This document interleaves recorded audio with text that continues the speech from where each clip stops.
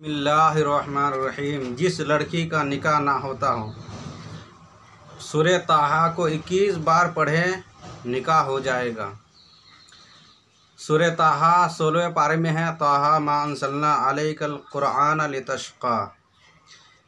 और अगर कुरान पढ़ना ना आता हो तो सब्ज़ रेशमी कपड़े पर इस नक्श को लिखकर गले में डाले, शादी मर्द सालेह से हो जाएगी, औलाद नेक पैदा होगी।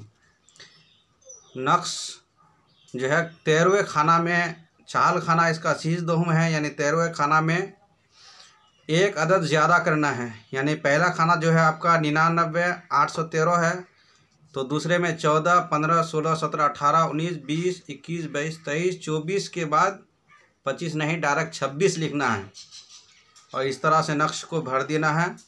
इंशाअल्लाह आपका काम हो जाएगा। अस्सलामु अलैकुम वरहमतुल्लाह। चैनल को सब्सक्राइब कर दीजिए।